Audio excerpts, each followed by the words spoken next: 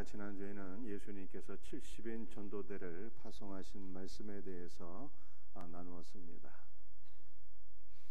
예수님께서 70인을 세우사 자신이 가시려는 각 지역과 동네와 또 각 가정으로 그들을 파송하셨습니다.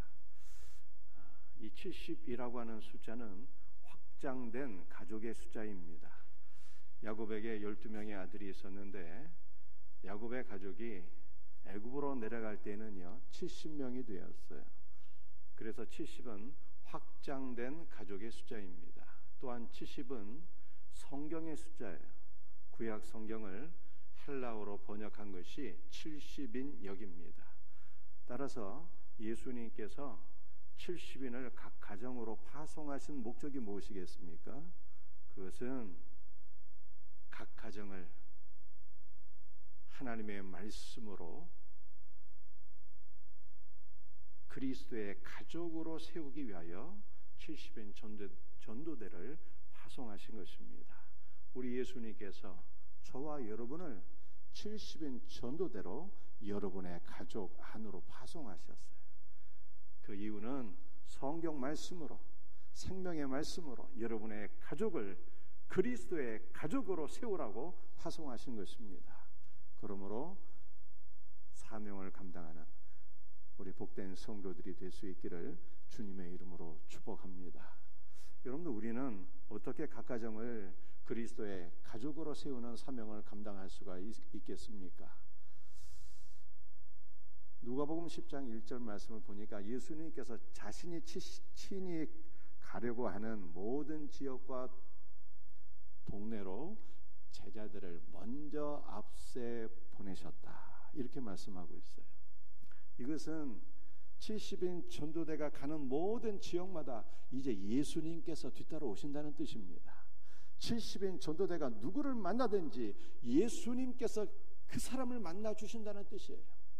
그러므로 이번 한 주간도 저와 여러분이 어떻게 살아야 되는 것입니까? 내가 어느 지역으로 가든, 내가 누구를 만나든 예수님께서 나와 동행해 주시고 내가 만나는 사람을 예수님께서 만나 주실 것입니다. 이 믿음으로 살아가는 복된 한 주가 되기를 주의 이름으로 축복합니다. 나머지 말씀은 여러분들이 다 생각이 나실 것으로 믿고 오늘 말씀 나누도록 하겠습니다. 오늘 말씀은 선한 사마리아인에 관한 말씀인데 이 말씀을 두 가지로 우리가 살펴보도록 하겠습니다. 첫 번째 우리 나눌 말씀은 율법 교사의 어리석은 질문이에요. 누가복음 10장 25절 말씀을 함께 같이 읽겠습니다. 어떤 율법 교사가 일어나 예수를 시험하여 이르되 선생님, 내가 무엇을 하여야 영생을 얻으리까? 어떤 율법 교사가 예수님께 찾아와서 질문을 했습니다. 선생님, 내가 어떻게 하면, 무엇을 하면 영생을 얻을 수 있겠습니까? 이렇게 질문했는데 이 한글 성경을 보게 되면 이 율법 교사의 질문은 어떠한 모순도 없고 자연스러운 문맥인 것을 우리가 보게 됩니다. 그런데 원어 성경을 보게 되면 이 율법 교사의 질문이 앞뒤가 맞지 않는 매우 모순적이고 어리석인 질문인 것을 우리가 볼 수가 있어요. 얻으리까라고 하는 단어가 클레로스라고 하는 단어인데 이것은 제비를 뽑아서 얻은 땅, 기업이라고 하는 뜻입니다.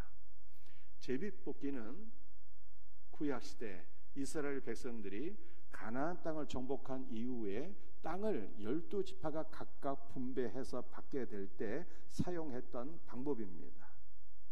그런데 이스라엘 백성들이 가나안 땅을 분배받은 것은요, 자신의 노력이나 어떤 희생이나 공로로 가나안 땅을 분배받은 것이 아니라 전적인 주님의 은혜였습니다. 왜 은혜였을까요? 이스라엘 백성들이 가나안 땅을 정복해서 그 땅을 분배한 것이 아니었기 때문입니다. 여호수아가 가나안 땅을 정복해서 이스라엘 12지파에게 나누어 주었어요. 그런데 여호수아는 바로 예수님을 가리키는 거예요. 여호수아의 이름이 헬라어로 번역하면 예수의 예수. 예수님의 이름을 히브리어로 번역하면 여호수아인 것입니다. 여호수아는 예수님을 상징하는 것이죠. 여호수아가 정복한 땅은 무엇입니까? 여호수아가 정복한 가나안 땅은 그리스도의 풍성한 생명을 가리키고 하나님의 나라를 의미하는 것입니다. 그러므로 이스라엘 12지파가 그리스도의 풍성한 생명과 하나님의 나라를 자신의 공로는 전혀 없이 오직 주 예수의 은혜로 받은 것이니 이것이 어찌 은혜가 아니겠습니까? 여러분들, 이것은 우리 모두가 그리스도의 영원한 생명과 하나님의 나라를 선물로 거저 받았다는 뜻입니다. 그런데 율법 교사에 한번 질문을 한번 다시 생각해 보십시다. 거저 받은 영생을 내가 무엇을 해야 얻을 수 있습니까? 이렇게 질문한 거예요. 이 앞뒤가 안 맞는 모순이잖아요. 거저 받은 영생을 내가 무엇을 해야 얻을 수 있습니까? 이렇게 질문을 했으니 이 율법 교사는 영생이 무엇인지 알지도 못하고 질문했다라고 하는 뜻입니다. 이 율법 교사의 질문에 대해서 예수님께서 뭐라고 답변을 해주셨을까요? 26절, 27절 말씀을 함께 읽어보겠습니다. 율법에 무엇이라 기록되었으며 내가 어떻게 읽느냐? 내 마음을 다하며 목숨을 다하며 힘을 다하며 뜻을 다하여 주 너의 하나님을 사랑하고 또한 내 이웃을 내 자신같이 사랑하라 하였나이다. 너는 율법 교사 아니니? 너는 누구보다 율법을 잘 알고 있을까요? 율법에 무엇이라 기록되어 있느냐? 예수님께서 질문하셨어요.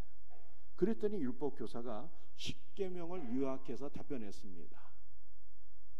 마음과 목숨과 힘과 뜻을 다하여 하나님을 사랑하는 것입니다. 이렇게 답변했어요.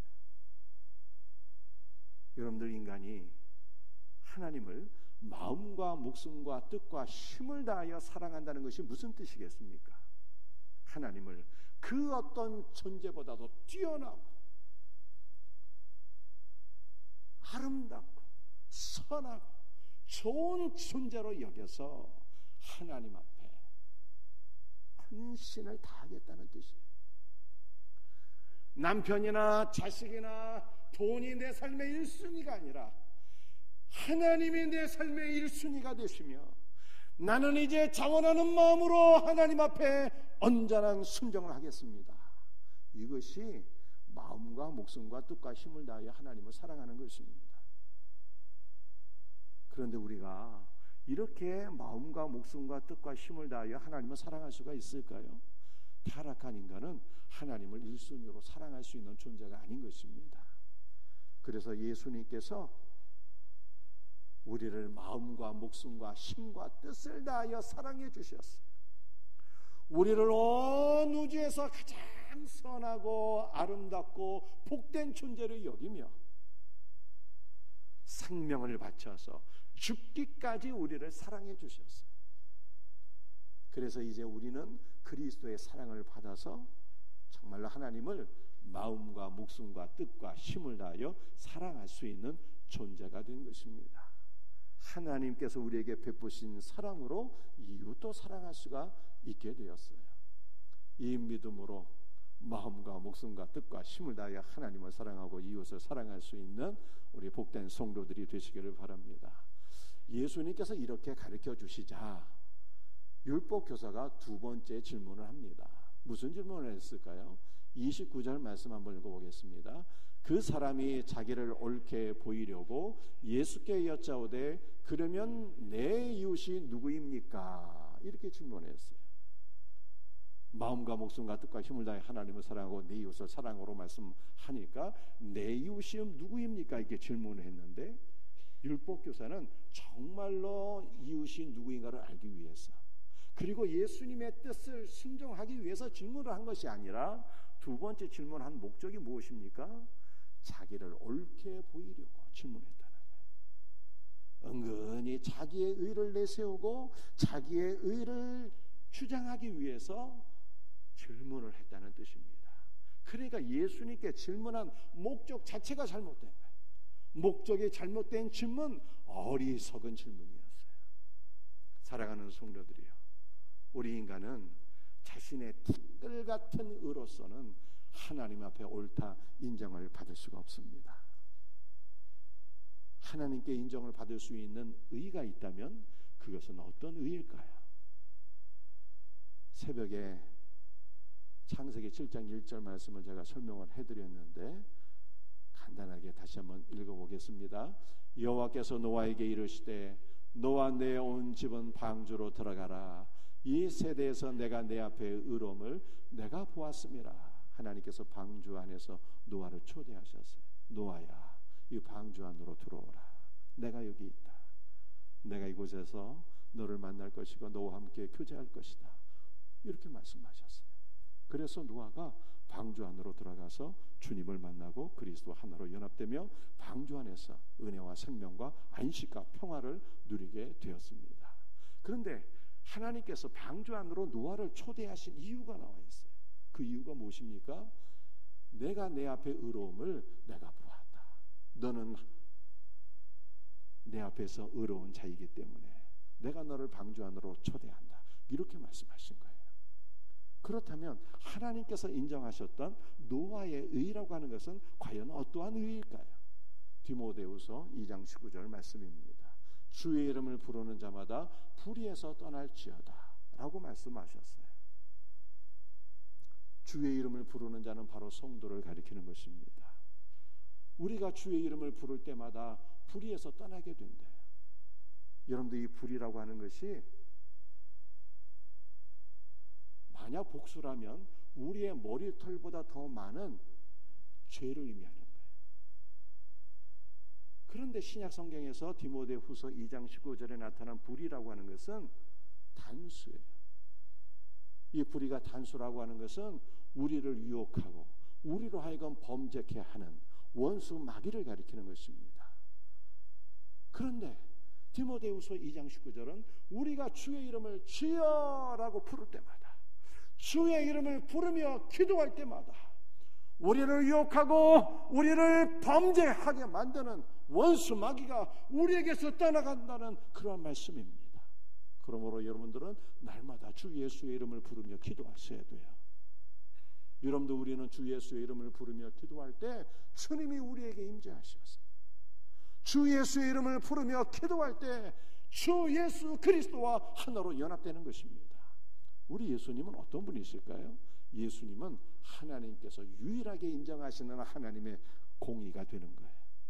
그러므로 우리가 주 예수의 이름을 부르며 예수 그리스도와 하나로 연합될 때 우리는 비로소 하나님께서 인정하시는 의인이 되는 것입니다. 성도는 자신의 티끌 같은 의를 자랑하며 내세우는 자가 아니에요. 우리는 자신의 의로서는 하나님 앞에 의롭다고 인정받지 못할 것을 깨닫고 날마다 주 예수의 이름을 부르며 예수 그리스도와 연합되어지며 예수님의 의로 살아가는 복된 성도가 되기를 주의 이름으로 축복합니다. 오늘 두 번째 우리가 나눌 말씀은요, 너도 이와 같이 하라. 누가복음 10장 30절 말씀을 함께 읽겠습니다. 어떤 사람이 예루살렘에서 여리고로 내려가다가 강도를 만나매 강도들이 그 옷을 벗기고 때려 거의 죽은 것을 버리고 갔더라. 예루살렘은 해발 750m 정도 되는 높은 산에 위치해 있습니다. 그리고 여리고는 해수면 250m 아래 위치해 있어요. 그래서 여리고와 예루살렘은 고도 편차가 약 1000m 정도가 됩니다. 예루살렘에서 여리고로 가는 길은 매우 가파르고 바위도 많고 강도들이 자주 출몰하는 위험한 지역이었어요. 그런데 어떤 사람이 예루살렘에서 여리고로 내려가다가 강도를 만났어요. 강도들은 매우 야만적이었습니다. 그 사람이 갖고 있는 모든 것을 다 빼앗을 뿐만 아니라 그의 옷도 벗기고 그가 신고를 하거나 뒤쫓아오지 못하도록 그를 거의 죽도록 때려서 방치하고 떠나게 되었습니다. 그 이후에 강도 만난 사람들에게, 강도 만난 자에게 어떤 일이 일어나게 되었을까요? 31절과 32절 말씀을 함께 같이 읽도록 합니다. 마침 한 제사장이 그 길로 내려가다가 그를 보고 피하여 지나가고, 또 이와 같이 한 레위인도 그곳에 이르러 그를 보고 피하여 지나더라. 강도 만난 사람이 살기 위해서는 누군가의 도움이 절실히 필요했지만 아무도 그를 도와주는 이가 없었습니다. 심지어 종교 지도자들조차도 그를 외면했어요. 제사장도 레위인도 그를 보았지만 피하여 지나갔습니다. 그의 신음소리를 들었지만, 그를 돕지 않고 떠나가면 그가 곧 죽게 될 것을 알았지만 사랑과 긍휼의 손길을 펴지 않았습니다. 왜 그랬을까요? 죽어가는 자를 돕다가 그가 죽게 되면 시신과 접촉하여서 자기 자신도 부정하게 될까봐 염려했기 때문입니다. 강도가 자주 출몰하는 곳에 좀 더 오래 있다가는 자신도 위험해질 것을 두려워해서 그것을 속히 피하여 간 것입니다. 사랑과 긍휼을 강조하는 종교 지도자들로서는 하지 못할 일이었지만 인간적으로 생각하면 이해할 수 있는 일이었어요. 그렇다면 이 강도 만난 자는 그 후에 어떻게 되었을까요? 33절에서 35절 말씀을 함께 같이 읽겠습니다. 어떤 사마리아 사람은 여행하는 중 거기 이르러 그를 보고 불쌍히 여겨 가까이 가서 기름과 포도주를 그 상처에 붓고 싸매고 자기 짐승에 태워 주막으로 데리고 가서 돌보아 주니라. 그 이튿날 주막 주인에게 데나리온 둘을 내어주며 이르되 이 사람을 돌보아 주라. 비용이 더 들면 내가 돌아올 때에 갚으리라 하였으니. 제사장도 레위인도 강도 만난 자를 다 외면했지만 한 사마리아 사람이 강도를 만나서 죽어가는 자를 구해주게 되었습니다. 사마리아 사람은 유대인들이 경멸하고 멸시하고 함께 교제도 하지 않았던 사람인데, 유대인들이 그토록 경멸하던 사마리아 사람이 강도 만난 자를 구해준 것입니다. 사마리아 사람은 강도 만난 자를 불쌍히 여기고 그에게 가까이 다가갔어요. 그리고 그의 상처에 포도주와 기름을 부었습니다. 포도주는 상처를 씻고 소독하기 위한 것이었고, 기름은 그 상처를 아물게 하기 위한 약품 대용이었어요.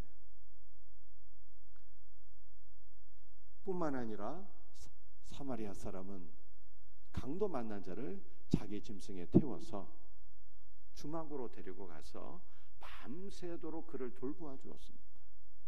온몸에서 열이 나니까 차가운 물수건을 이마 위에 올려놓았을 것이고, 그를 위해 간절히 기도하고 또 죽도 끓여 주었을 거예요. 이렇게 사랑으로 극진히 돌보면서 이튿날 그가 떠날 때 주막 주인에게 데나리온 둘을 맡겨주면서 내가 돌아올 때까지 이 사람을 돌보아 달라고 부탁했습니다. 데나리온 둘은요, 강도 만난 자가 최소한 주막에서 한 달 정도 머물 수 있는 그러한 가치의 금액이었어요. 덧붙여서 사마리아 사람은 주막 주인에게 이렇게 얘기했습니다. 비용이 만약 더 들면 내가 돌아올 때 당신에게 갚으리이다. 이렇게 말한 거예요. 여러분들, 이 내용은 우리가 너무나도 잘 알고 있는 말씀입니다. 그런데 이 선한 사마리아인의 이야기를 해석하는 데에는요, 두 가지 방법이 있어요. 첫 번째 방법은 문자적인 해석입니다. 정말로 예수님 당시에 로마의 지배 때문에 경제적으로 너무 어려워서 도둑들이 들끓었어요. 진짜 이것은 팩트입니다. 예루살렘에서 여리고로 내려가는 길에 강도들이 빈번하게 출몰했고, 그래서 여행자들이 피해를 당하는 일이 많이 있었어요. 제사장이나 레위인은 다 외면했지만 한 선한 사마리아 사람이 그를 불쌍히 여겨서 구해 주었다는 뜻입니다. 그래서 우리도 이 선한 사마리아 사람처럼 이웃을 불쌍히 여기며 사랑을 실천해야 된다는 것이죠. 이것이 첫 번째 문자적 해석이에요. 전혀 틀린 것이 아닙니다. 그런데 사마리아 사람의 이야기는요, 비유라고 해요. 비유. 이 비유는 알레고리라고 하는 뜻입니다. 알레고리라고 하는 단어예요. 이 알레고리를 한국 교회 안에서는요, 잘 이해하지 못하고 있어요. 그런데 알레고리는 두 단어의 합성어입니다. 알로스와 아고라라고 하는 단어의 합성어예요. 알로스는 다르다라고 하는 뜻이고요, 아고라는 시장이라는 뜻이에요. 시장. 그러니까 두 개의 시장이 있다. 서로 다른 두 개의 시장이 있다는 거예요. 첫 번째 시장은 모든 사람들에게 오픈된 시장이에요. 평범한 물건, 사람들의 필요를 제공하는 그러한 시장이에요. 그런데 두 번째 다른 마켓이 있는데, 이 다른 시장은요, 소수의 사람들에게만 오픈된 시장이라는 거예요. 무엇인가 은밀하고 숨겨지고 중귀하고 영적인 가치가 있는 상품을 파는 마켓이라는 뜻입니다. 그러니까 첫 번째 시장에서는요, 성경 말씀을 문자적으로 해석하는 것이죠. 이 문자적 해석은 이미 말씀드렸어요. 그런데 두 번째 다른 시장이 있는데, 이 두 번째 다른 시장에서는요, 소수의 사람들에게만 영적인 진리를 제공한다는 거예요. 이것이 바로 알레고리. 현대 신학자들은 대부분 성경을 해석할 때 문자적으로 해석하지만, 초대교회 교부들이나 종교개혁자, 우리가 알고 있는 칼빈을 비롯한 종교개혁자들은요, 사마리아 사람의 비유를 다 영적으로 해석했는데, 영적인 해석은 곧 그리스도 중심적인 해석이라는 뜻입니다. 그렇다면 이 사마리아 사람의 이야기를 그리스도 중심적으로 해석하면 어떠한 의미가 되는 것일까요? 예루살렘은 에덴 동산이 되는 거예요. 낙원입니다. 그리고 여리고는 에덴에서 쫓겨난 아담이 살아가는 이 세상을 가리키는 거예요. 그래서 예루살렘에서 한 사람이 내려와서 여리고를 가는 길에 강도를 만나게 되는데, 그 사람은 바로 타락해서 이 땅을 살아가고 있는 아담이요, 우리를 가리키는 것입니다. 강도 만난 자가 바로 우리라는 거예요. 그렇다면 강도는 무엇입니까? 강도는 우리에게서 영원한 생명을 빼앗아간 원수 마귀를 가리키는 거예요. 강도 만난 자를 사람들이 다 외면했습니다. 제사장도 외면하고 레위인도 외면했어요. 제사장과 레위인은 유대 종교예요. 유대교를 비롯한 이 땅의 모든 종교는 원수 마귀를 만나서 생명을 빼앗긴 우리를 결단코 구원할 수 없다는 뜻입니다. 유대교는 노력의 종교예요. 원수 마귀로 인해서 영원한 생명을 빼앗긴 인간은 스스로 노력해서는 자기를 구원할 수 없다는 것입니다. 선한 사마리아 사람은 누구일까요? 바로 예수님의 선한 사마리아 사람이에요. 우리 예수님은 이 땅에서 사마리아 사람처럼 많은 이들에게 멸시 천대를 당했어요. 많은 사람들이 예수님을 거부했어요. 예수님은 선한 사마리아 사람이에요. 선한 사마리아 사람이신 예수님께서 강도 만난 자를 불쌍히 여겨 찾아오셨어요. 가까이 가셨어요. 그 예수님께서 우리에게 찾아오셨잖아요. 우리를 불쌍히 여기셨어요. 선한 사마리아 사람이 강도 만난 자를 살리기 위해서 무슨 일을 하게 되었습니까? 그의 상처에 포도주와 기름을 붓게 돼요. 포도주는 그리스도의 피를 가리키는 것이. 기름은 성령의 기름 부으심을 의미하는 것입니다. 선한 사마리아 사람은 강도 만난 자를 살리기 위해 자기 짐승에 태우고 주막으로 데려갔어요. 선한 사마리아 사람이 사용하는 그 짐승은요, 그리스도의 신실한 일꾼이요, 전도자를 가리키는 거예요. 그리고 사마리아 사람이 강도 만난 자를 데리고 간 주막은 바로 그리스도의 주막이요, 교회를 의미하는 것입니다. 선한 사마리아 사람이 주막 주인에게 2데나리온을 맡겨주었는데 2데나리온은 바로 구약과 신약을 가리키는 거예요. 주막의 주인은 오늘날 목회자를 비롯한 우리 교회 모든 일꾼들을 가리키는 것입니다. 그러므로 교회 일꾼들의 사명은 무엇입니까? 구약과 신약으로 강도 만난 자를 먹이고 잘 보살피는 것이 사명인 것입니다. 선한 사마리아 사람이 다시 돌아온다는 것은 예수님께서 재림하시는 것을 의미하는 것입니다. 우리 예수님께서 재림하시는 그날은 주님께서 우리의 충성을 보시고 우리에게 상급을 베풀어 주시는 날이에요. 할렐루야. 이것이 모든 초대교회 교부들과 또 종교 개혁자들이 해석한 영적인 해석이요, 그리스도 중심적인 해석이에요. 그렇다면 오늘 말씀 가운데 가장 중요한 부분을 우리가 함께 살펴야 되겠습니다. 오늘 마지막 성경 말씀이에요. 누가복음 10장 37절 말씀을 함께 같이 읽도록 합니다. 예수께서 이르시되 가서 너도 이와 같이 하라 하시니라. 누가복음 10장 말씀을 보게 되면 잘 들으셔야 돼요. 3가지 집이 나옵니다. 3가지 집. 첫 번째 집은 우리가 지난주에 살펴본 집이에요. 그리스도께서 파송하셔서 우리가 들어가야 될 집입니다. 그리스도께서 우리를 각가정으로 파송하셨어요. 우리는 우리의 가정과 우리 이웃들의 가정 안으로 들어가서 생명의 말씀으로 우리의 가정과 이웃들의 가정을 그리스도의 가족으로 세워야 되는 것입니다. 우리가 들어가야 될 가정이 첫 번째 집이에요. 두 번째 집은 선한 사마리아 사람이 강도 만난 자를 살리기 위하여 데리고 간 주막입니다. 오늘 누가복음 10장에 기록된 주막은 어떠한 것입니까?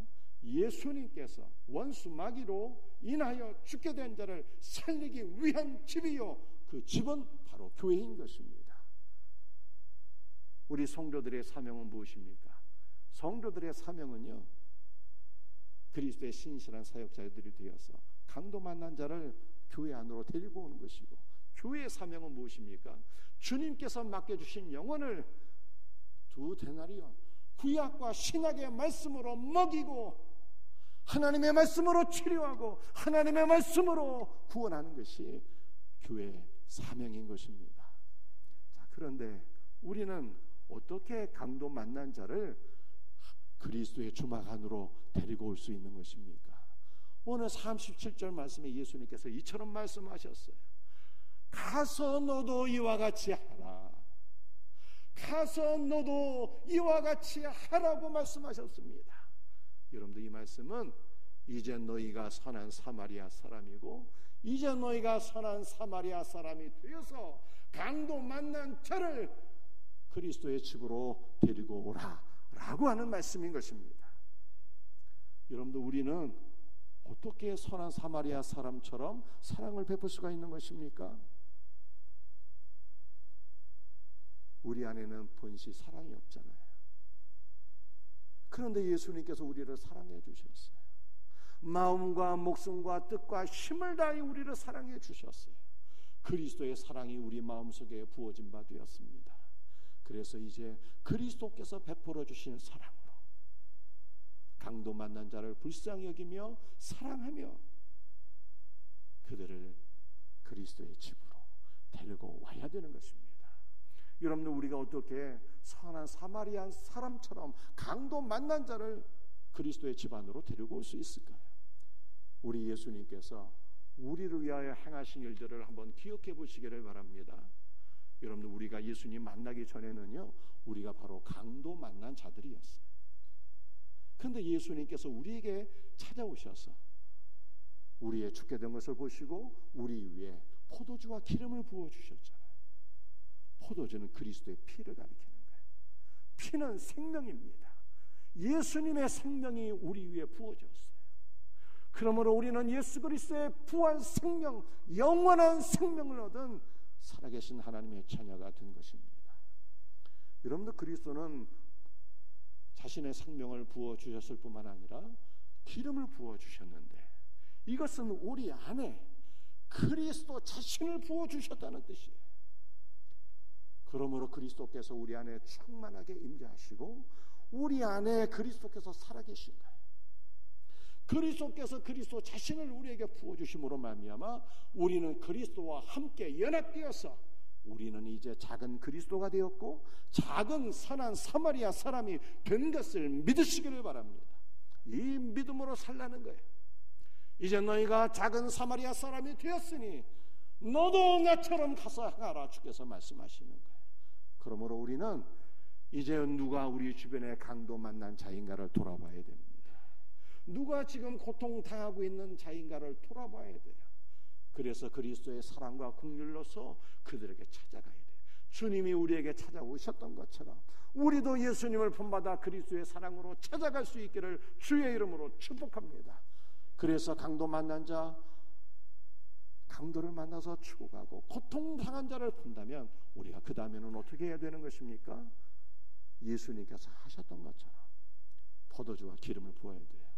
포도주와 기름은 가장 본질적으로는 그리스도의 생명과 성령의 기름 부으심을 가리키는 것이지만 1차적으로는 약품을 가리키는, 강도 만난 자들, 죽어가는 자들에게 꼭 필요한 약품을 가리키는 거예요. 누가 병들어 있습니다. 감기, 독감 걸려 있어요. 그럼 어떻게 해야 되는 것입니까? 감기약도 같이 사다 주고 기력을 회복할 수 있도록 먹을 것도 섬겨주고, 이렇게 1차적으로 강도 만난 자들, 고통당하는 이웃들을 불쌍히 여기며 그들의 필요를 채워주어야 한다는 것입니다. 여러분들, 강도 만난 자들이 그 다음에 그리스도의 집 안으로 오기 위해서는 무엇이 필요합니까? 사람을 태워서 나를 수 있는 낙이나 낙타 같은 짐승이 필요한데, 이것은 그리스도의 신실한 일꾼이요 전도자라고 말씀을 드렸습니다. 그래서 전도는요 팀 사역인 거예요. 팀 사역. 선한 사마리아 사람도 필요하고 신실한 전도자도 필요하고 주막 주인과 주막의 일꾼들도 다 필요한 것입니다. 전도는 팀으로 하는 거예요. 그러므로 성경이 이렇게 말씀하고 있습니다. 한 사람이면 패하겠거니와 두 사람이면 능히 이기나니 삼겹줄은 쉽게 끊어지지 아니하느니라. 사랑하는 성도들이요, 전도는 혼자 하는 게 아니에요. 우리가 셀 안에서 서로 합력할 팀으로 하는 것입니다.